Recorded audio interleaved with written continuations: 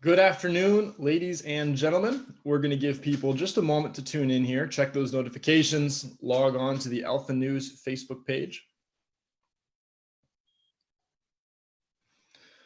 All right, I see some people have showed up. Thank you very much for tuning in to another live stream produced by the First Tuesday Conservatives, presented by Alpha News. I'm your host, Kyle Hooten. Today, we're joined by Janet Beihoffer, who is the former director of ballot security for the MNGOP. As we're all well aware, the November 3rd elections are drawing ever closer, and as we get closer and closer to voting day, lots of questions about ballot security are being raised. So we're very glad that Ms. Beihoffer can be on with us and answer some of those questions we have. All right. First off, I think our viewers should have just a little bit of background about you. What's your work? What's your relation to the electoral process? And what experience do you have working in the area of election security?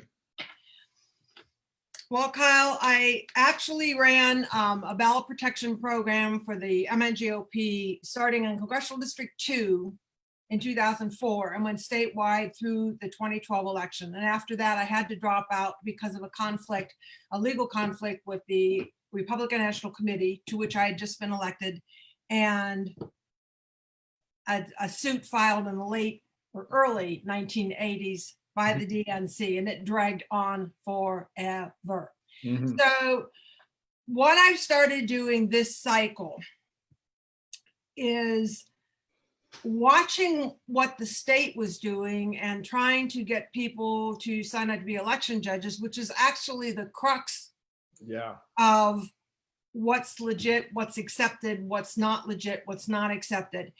And I know the numbers that we had in 2012, and I looked at the numbers from the current year, and I said, I think we're in a little bit of trouble here.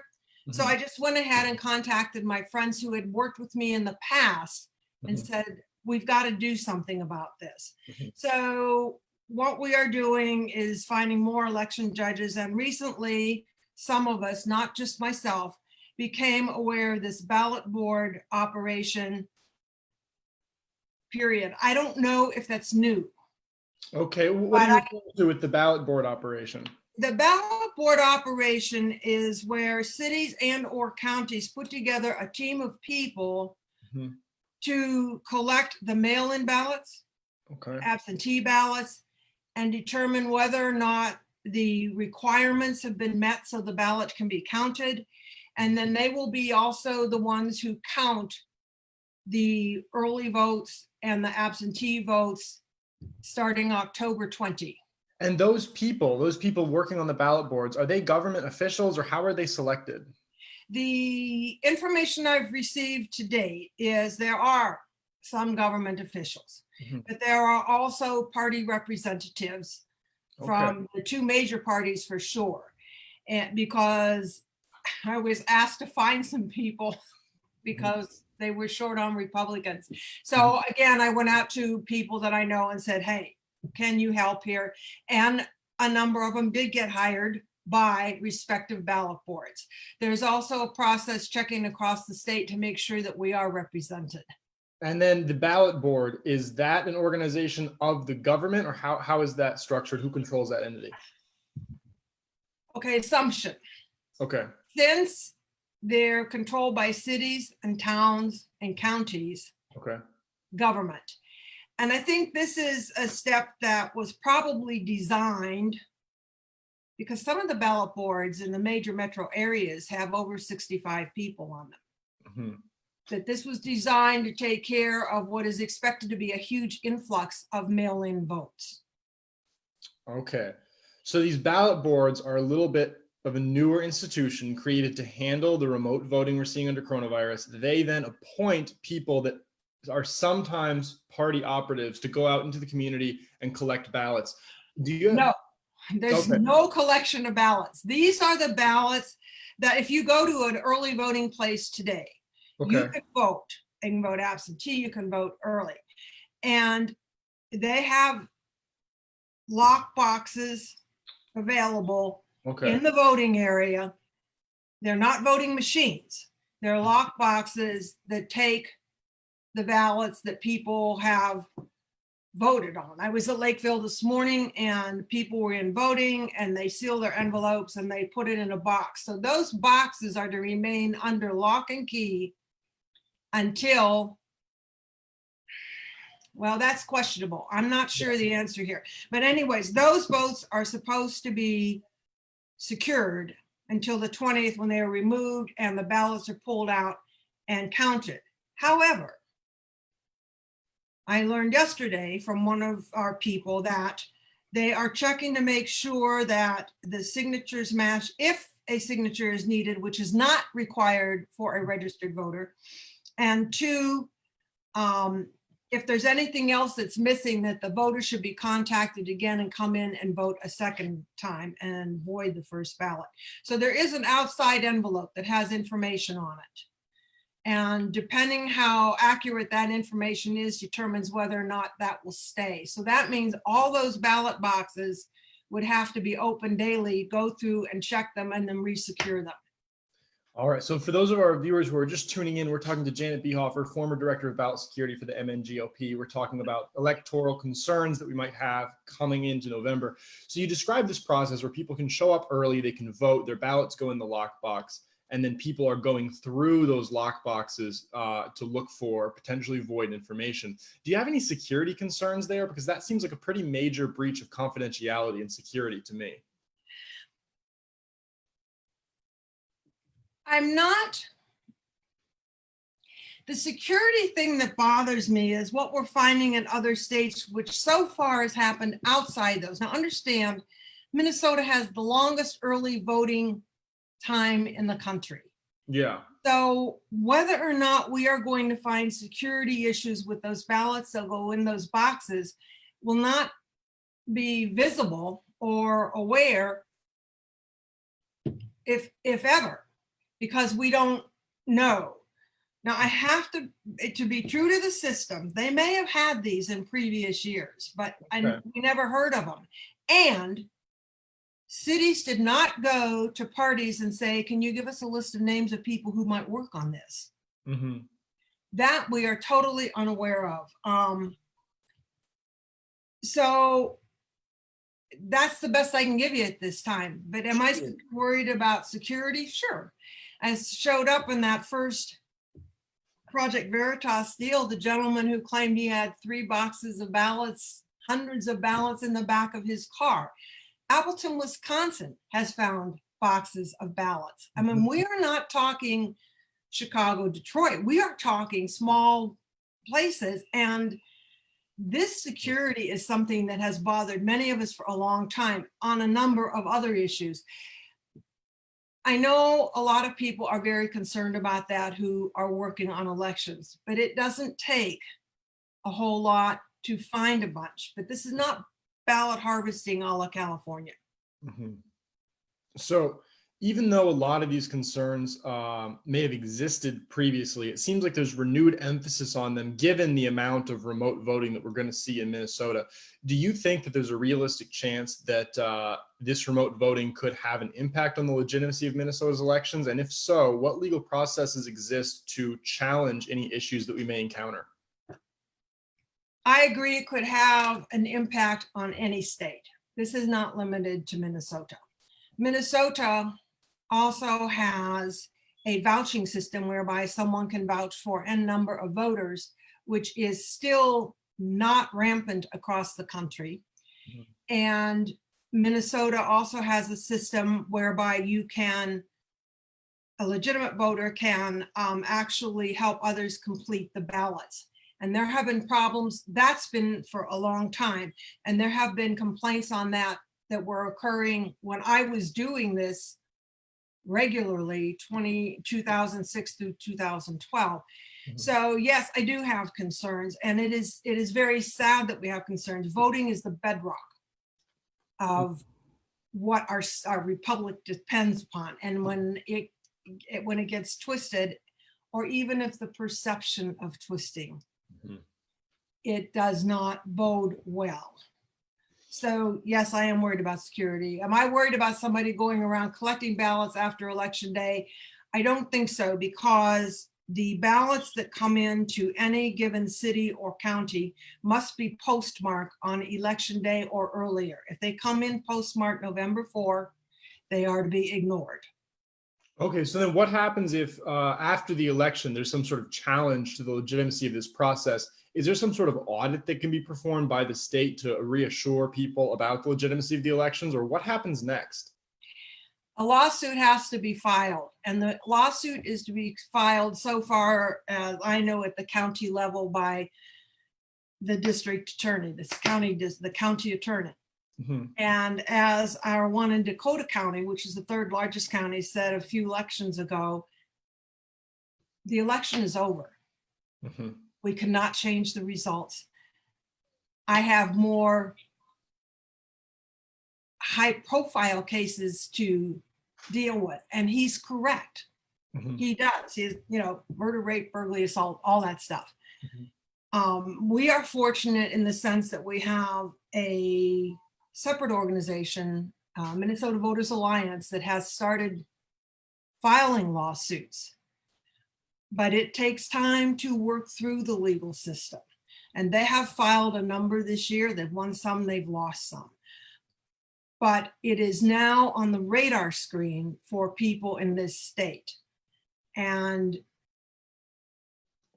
that's the best that we can do at this time. You cannot redo an election. Right.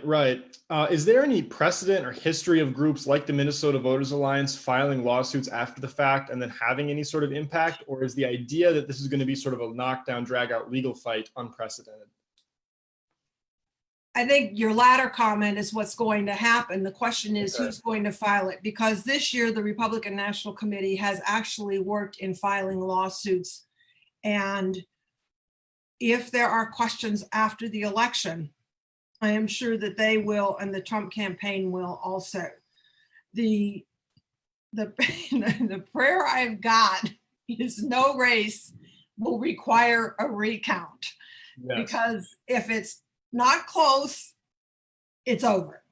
And that's unfortunate, because it doesn't take, we have over 4,000 precincts in Minnesota. It doesn't take more than 1 or 2 votes extra per precinct to force a recount or to even flip a vote. And it doesn't matter what the level is, whether it's county commissioner, Minnesota House rep, or a statewide office, because that 0.5% goes all the way up the line. So that's a circuitous route to your answer, but it tells people get out and vote. Absolutely. Especially in Minnesota, relatively neck and state. Mm-hmm. So when you talk about these recounts and these sort of processes, I've always wondered who's actually on the ground doing that, and how secure are those positions? Are you talking about the ballot boards, or are you talking about recounts after the election? Recounts after the election, intake of ballots, the election judges. Who are these people, and what sort of oversight or security measures exist to make sure that there's no corruption there? Okay, let's take these in part. We'll take after the election first. I've been through 2 of those, 2008 for Senator Coleman and 2010 for Representative Emmer. After the election, if there is a mandatory recount, which was definitely the case in Coleman, not so much in Emmer, because it was 4,500 votes for Emmer, and that's a lot to find. Yeah. But Coleman was ahead by 1,000, went through a recount in the end. And there are a lot of opinions on what could have been done better on that recount. Mm-hmm. Part of it is you have got, Democrats are masters at pulling in the gurus for their problems. Yeah. I will extremely say that. The Coleman recount hurt us in many ways. It showed us, even in the program I was running, which I did not run at the end, and that was a political move, that we made improvements for 2010. But you pull in your guru national attorney to run these things. This is when you really want national. You want the national best you've got. And I literally have met the gentleman who ran the 2010 recount. I was on the inside setting up the plans for both 2008 and 2010, and it was night and day because of who was in charge. And that is not a party position, so don't look for party people on that. And I have met with this attorney a couple of times. My concern for his skill, and he's got a few people who are as good as he is, we can't have to do this in a multiple number of states. We've got to be able to, fine tune, and hopefully he will come back for that, because the issue becomes, what did someone see in voting that appeared to be against the law? Mm-hmm. Okay. And that could be accepting an ID that's not an acceptable ID, or voting in the wrong precinct, but somebody says, so what, doesn't matter. Those kinds of things. But they can be bigger than that too. And you don't know that unless you're on the inside. But the plus is we have people working in Duluth to make sure we have people on the ballot board there. I'm still checking with Rochester. We do have people in Minneapolis and St. Paul, because the easiest way to abuse something is where you have the biggest amount. Does that make sense? The highest number. Yeah. You're saying that where there's more volume of voting, there's a greater chance for fraud. I would think so. I have been warned in the past that I will not use the term fraud. That is a specific request to me because of my background. So I won't use that. But there are irregularities, or something is accepted that should not be accepted. And I mean, Democrats have been doing this forever, Kyle. Mm-hmm. And this is a practice that especially in a tough state, New York, Illinois, California, Minnesota, and a few of the others. This isn't something you come in and you send somebody in the last 10 weeks who knows nothing about your state and says, hey, I'm here to set up your program. These programs need to be, and I know the DFL does this. They have this thing regular. It is part of their staff. So how do you assess these programs on the Republican side? Because it seems like the Democrats are extremely organized. They have the right people in place to make the right challenges for their agenda at the right times. Are Republicans similarly oriented? I would prefer not to answer that question. Sure, that sounds good. Jumping a little bit now to this recent story we've heard about Ilhan Omar. I know it's kind of a lot to read up on.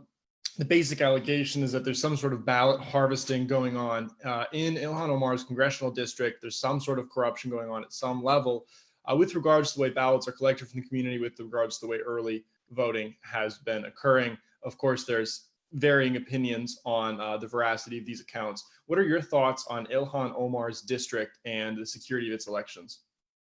Well, my concern is big with her district, because when the riots started, and then when I talked to people I know and I trust inside that, I said, we aren't going to have Republican election judges everywhere. Sometimes because we don't, the election judge, the head judge, will assign somebody to be a Republican for a day. I'm not even as concerned about that, because I asked this individual, I said, where are the real problems in CD5? If we could, wave a magic wand and put extra forces there.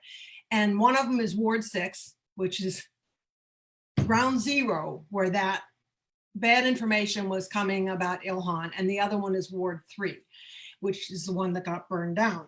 And you look at that and you say, is it just Ilhan? I don't think so. One person doesn't seem to have that much power. But the question is, what can we do about it in the next 5 weeks? Mm-hmm. And people can take to court, and we know that court cases are just dragged out forever. So I don't know. I think the real thing is for people, independents and Republicans, who really, really, really are concerned about saving our republic, keeping our Constitution, and not reworking it, they've got to go out and vote Republican this time. I'm one-sided, I'm biased, you're doggone right I am, and I have a ton of reasons. So, no, absolutely. We on the show definitely agree that conservative leadership would be better for Minnesota. But I'm still very concerned about, I'm very concerned about the actual mechanics of elections. You've spoken multiple times about how we need Republican election judges, we need Republican people on the ground, at the places where the voting actually occurs. It seems like you're suggesting that the Democrats are actively attempting to defraud voters, or not defraud, but manipulate the outcome of elections at the polling station. Is that correct? No, I would not go that far for a lot of reasons. I mean, one of them be personal. I do not want that to be it. But my belief is, based on my time doing this, all right, which went through 2012, when we had observers, which are called challengers by statute in Minnesota, but they cannot challenge. They have to go to the head judge to challenge. When we had observers, and when we had at least 1 out of 4 of the election judges, there were fewer problems, okay? And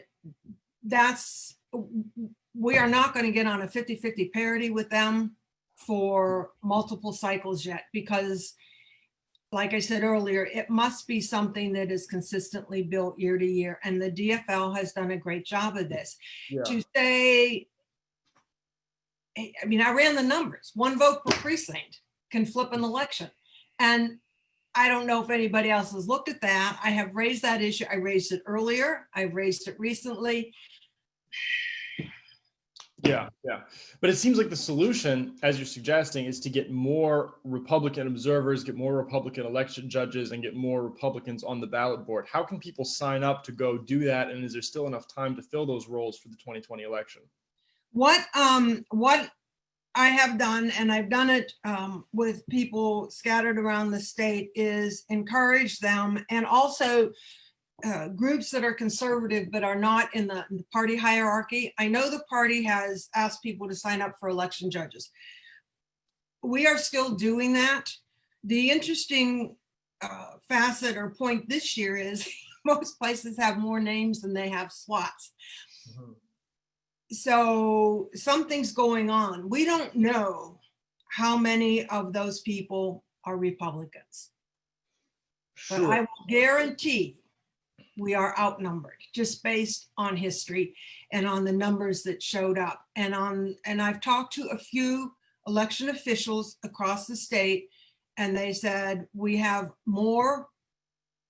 far more Democrats than we have elections, and some of them are trying to balance it. So the messages I have been sending out is contact your local city, town, or township and see if they have enough Republicans, and then sign up to help that. The ballot boards, as far as I can tell, are pretty full, but we were able to get some people on to some of the larger ballot boards just fairly recently.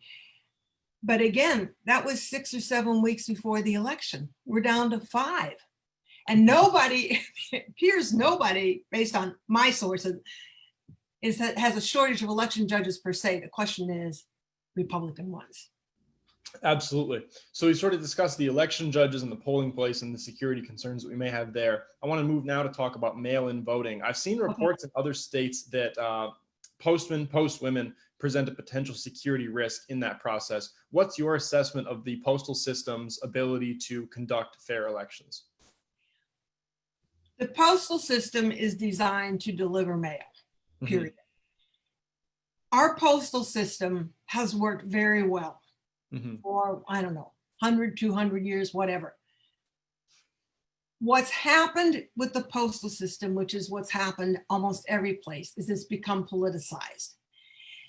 And when postal workers are, I mean, they're not throwing away Biden votes, okay? They're throwing away ballots with Trump on them. I mean, nobody has sent a complaint that Biden ballots are being put in the dumpster. How are these postal people telling which party the ballots are going to? They may know from where they come from, although, and I don't know how you can tell certain precincts. Yeah. I mean, there are certain counties in Minnesota that are 70% Republican. So you dump a box in, chances are, but you still never hear of a Biden ballot being trashed. Very good point. And so whether they're opening them up, whether somebody is pre-sorted, I don't know. I mean, Project Veritas could take that on, but I'd rather they focus where they are right now. It's like, how did you know those were all? But again, it comes down to no Biden ballots are being thrown away. And don't tell me no Democrats are not voting early. Sorry, they're more afraid of COVID than we are. So I think that's a pretty succinct way to put it. Biden ballots are not being thrown away by the Postal Service, and that sort of explains the problem through and through. What do you think should be done to secure remote elections then? Because it seems like mail-in voting is going to continue. Of course, it's going to happen more during COVID, but it seems like it's going to continue to exist for a long time, and it has existed for a long time. What can we do to fix it? We have to go back to voting in person. If you have to, I mean, we have 46 days, I think it is, maybe 42 days for early voting. When my mother-in-law was in a nursing home, we picked her up and took her to a city to vote. This is before we had 40 some days to vote early. Mm-hmm. People have got to vote in person. They have to, it has to become, voting has got to become so important that they will show up. And there are some people who can't. And I know cities and towns go to long-term care facilities, but they ought to notify people when they're going to be there. So people who have power of attorney over the residents and that are there when the voting occurs. That does not happen.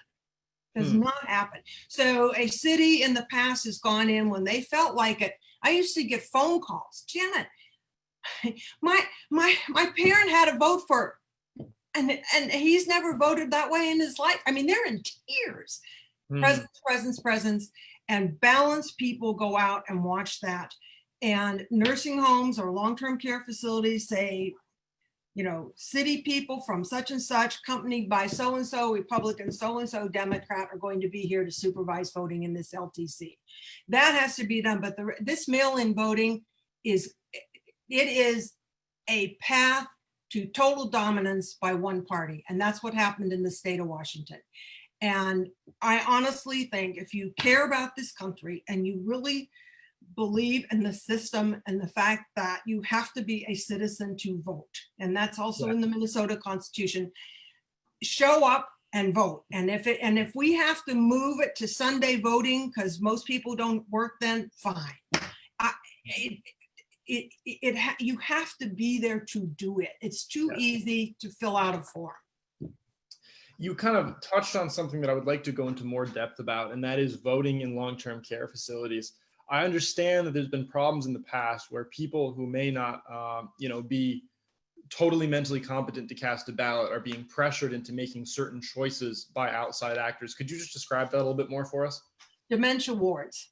We know from personal experience that they will go through dementia wards and have ballots cast for the members in those wards. And the people with power of attorney are not there. The law says if someone is, and I'm going to paraphrase this because I'm not a lawyer, is mentally incompetent, they should not vote. Right. And there was a video that occurred in 2016 in one of the northern counties where a number of people from a long-term care facility for mental patients were brought to a county clerk and they voted. This guy almost had a cow. And that is unfair to those people because they're being used, and one could say they're possibly being abused. That has to be tightened up, and what's done and what isn't done. And of course, if somebody says, well, that's unfair to people in dementia wards to do that, well, then have the person with power of attorney there so they can assist the person who's in that situation. But we get pushed on everything that you don't care. We care about the legitimacy of the system. Yeah. And the system was not designed for abuse to people or to people who are abused or to people who are not abused. Mm-hmm. And there's really no higher form of caring than trying to preserve the function of democracy, which is the vehicle that, helps our citizens be taken care of. So when it comes to some of this, election insecurity that we're seeing in places like dementia wards, who's facilitating that? Who makes the call? Today, we're going to go to the dementia ward and we're going to pressure people to vote a certain way. I'm pretty sure it's the local city that does it because they know where they are. Right. Yeah, we've got hundreds of senior, and not just, we've got hundreds of long-term care facilities that start off simply as minor assisted living, and then it migrates, up to major physical care, major mental care. So it is a big issue, and people just have to understand that when you take advantage of people who cannot do something, that's wrong. Yes. But you said, I want to back up on something. Democracy is how we do the voting. Mm-hmm. But what people don't understand is we are a republic, and that republic will fail if the democracy system of voting is abused. Yeah, absolutely. Speaking of the systems of voting, we have a question from Linda Kilcher, who wrote in, and she asks, quote, why are voting options so different across the nation, especially in a presidential election? Seems like a pretty relevant question, and I'd love to hear your thoughts. Here's how I will answer that. Each state has its own Secretary of State, and this is part of the 10th Amendment as to the Constitution, is who's responsible for state and who's responsible for federal actions. What are the responsibilities between the state and the feds? And somewhere between 2004 and 2014, I remember former Congressman Klein telling us that the House, when under Republican control, it must have been under Bush too, voted for federal elections, you had to be proved citizenship and a few other issues, which would have standardized stuff across the country. Even though the Senate had a minimal edge for Republican, they would not support the bill. And, maybe now our federal legislators understand that we have to do that. Yeah. Because the trade-off here is the balance between central control and states' rights. And that is the core issue. Yeah, absolutely. I think states' rights need to be preserved, but we need to have enough standardization to ensure that democracy is occurring in a fair way. That's just my opinion on it. I've got to ask you, what's your prediction for Minnesota in November? Not just politically, but I've heard people saying that we're going to face civil war, and then I've heard people saying that it's going to go off without a hitch. What are your thoughts on that? I think most of the people working the elections want this thing to go off without a hitch. Yes. But you've got 4,000 precincts. My understanding is 500 are mail-in only. Now they are the smaller precincts. All right. But that's still a chunk of the votes. And it comes down to who counts the votes. Yes. And in this case, it's the two-stage effect, who accepts it and who counts it. And if the conservative element, the Republicans, are not at those countings and acceptances, it's a question. And that is our responsibility to put people there. But by the same token, it's the responsibility of the cities and the counties to make sure they have people there. Okay. So do go off without a hitch? I think in most places, I think that's quite possible. But it isn't going to take much. This is the problem. This is the problem. One thing we did learn after the Coleman recount, we had increased the Republican presence enough. We were not on a par, but we had increased it enough that some of this is psychological. We had enough people out there. And we did not lose. If we won an election on election night, we won it on the recount. And we used to win on election night and lose on the recount.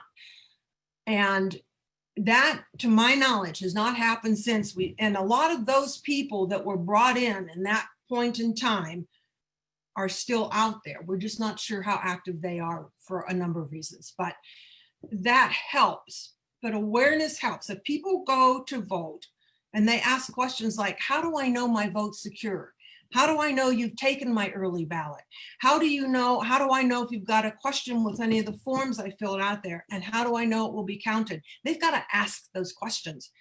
And when those questions are asked, that puts the counter and the government employees on alert that, hey, this is really important. I, as an employee, know that, but this is really important to them. And those questions have got to be asked. Absolutely. I think I answered half of your question. What was the other half? I was just wondering about the level of strife you predict in the upcoming elections, and you basically addressed that. We have another question, a write-in from Barb Katz, who asks, if one has already requested an absentee ballot, can it be shredded and then vote in person? That's a yes, but what I would do is I'd hang on to that absentee ballot and make sure, I think there's a number on those that say that one's been someone's, because what happened, people have raised this, they said, I vote absentee, or I get an absentee ballot, and she has to make sure that that's an actual ballot, not a form requesting an absentee ballot, because people are getting thousands lately are getting confused on it. But my husband says, I go to vote on election day and they have me marked off as AB. I can't vote. Now, that used to be the premise for absentee vote, but understand 2012 was when I stopped through 2012, that if you voted absentee and you went on election day, your election day vote took precedence over absentee the ballot.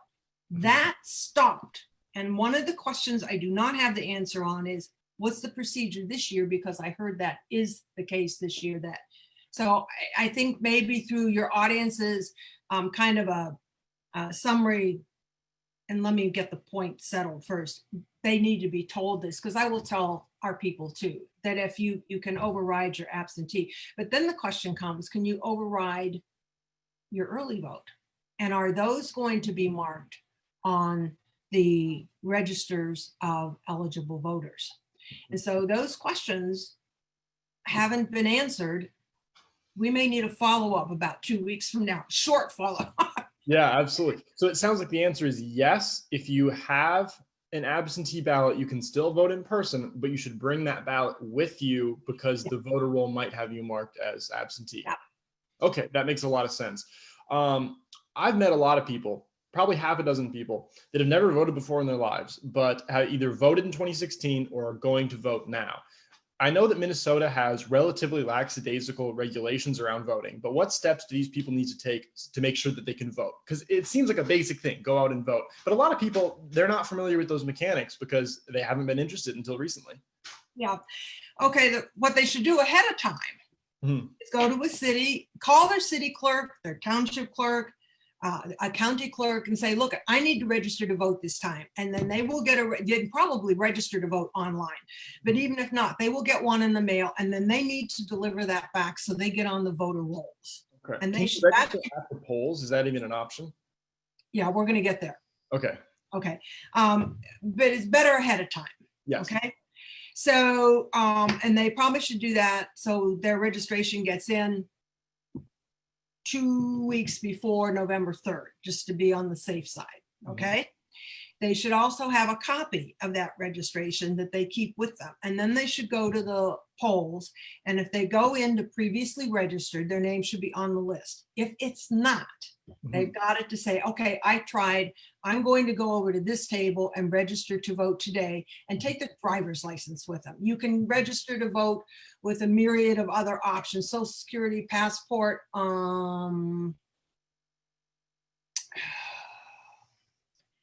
take your driver's license with you. Okay, make it easy. Yeah. With the correct address on it. If you have moved so that you're in a precinct that your driver's license doesn't have, then take a utility bill from where you are, or a bank statement that's got the current address on it. This might be a very specific question, but what about college students? College students should vote where they attend school, correct? Not necessarily.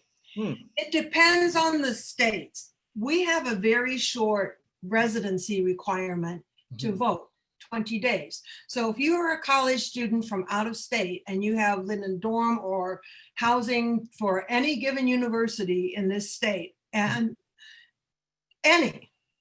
all you need to do is prove you were there for 20 days, and then you can vote in Minnesota. That's a little bit Others, concerning, honestly. You're going to have a lot of people that aren't Minnesotan. But exactly. I didn't know that was an option. That's very interesting. Yes, and there is nothing to stop that. That is the Wow. law. Now the question becomes, how many of those vote legally in Minnesota, but also vote legally absentee at their home state? And we know that has happened in the past, and that is a felony. Is there any sort of interstate communication to prevent that kind of thing? Not really, not to my knowledge. So people could, I'm not saying this happens, maybe it does happen, I don't actually know. People could drive across the border and vote again if they're college students or they have two houses or something like that. Well, if they're using their parents' home address. I mean, I had a guy last week call me from Texas. He says, I said, what's your residence? You're in med school, but what's your residence? Yeah. And he says, right now it's Minnesota. I said, you can vote absentee in Minnesota, because he was looking at voting in another state that does not have a short residency period, has a much longer one. And he was going to have to register in that state if he were going to vote there. But it's just because ours is so short. And I will tell you, the DFL is very good at letting these college students know 20 days is it, register and go vote. And I admire the DFL, but I'm like, hello, okay. I definitely admire the DFL's ground game in the organization. Definitely not their ideas, but they are really good at pulling things off. I can attest to this at my college, St. Olaf College in Minnesota. It's banners and posters up in every hallway. Go vote here, and they just funnel you right in there and they let you vote. And these are the same students that have been listening to Marxist professors for 3 years, so you know how that ends up. Very concerning stuff. Yeah. Looks like we're coming down to the end of our time here. Really appreciate you being with us. We've covered a broad range of topics. Is there anything you'd like to leave our viewers with, as they get ready to vote, as we think about this problem of electoral security? I will repeat earlier, if you are going to vote absentee or early, don't do it until the last 2 weeks. Why is that? Because they have to start counting the ballots on October 20. So that, you make sure you fill the forms out right and you do it, but it won't have to recycle back through. But really, vote in person. If you can help someone, if you have an invalid parent, and they will vote by mail, hand deliver that ballot. Make sure that somebody sees a human walk in with that ballot. And if you can, vote on election day, no matter how long the line is. This is not, oh, crumb, I wanted to do it on my lunch hour and there's too many. Well, no. Do it on election day, because putting the value of voting is absolutely bedrock to a constitutional republic. It just is. And the rest always go farther left. And the best way to do that is to show up. Yep. I mean, imagine the disappointment you feel in yourself in 10 years if somebody asks, where were you during the most pivotal election in American history, and you stayed home because the line was too long. I mean, we have a long American tradition of people doing difficult things to accomplish great objectives. You can stand in a line for 20 minutes. Absolutely. Thanks a ton, Kyle. Yeah, thank you so much for being with us. We hope to have you back after the election if there's some sort of relevant news to cover there. And what I will do for a couple of these that came up, I'll just send Scott a note and say, if you get a chance to put this information out, we'll do it from there. We'd love to publicize information to help people vote. We're getting the message out. Now we got to get people to the polls. Thanks for joining. Okay, thank you. We're going to be back at 4 p.m. with Stanley Kurtz, a senior fellow at the Ethics and Public Policy Center. He'll be here to discuss alternatively furthering fair housing and talking about the 1968 Fair Housing Act, what that means to suburban America, and how it's changed communities in our state and across the nation. Tune in at 4 p.m. and we'll see you again then.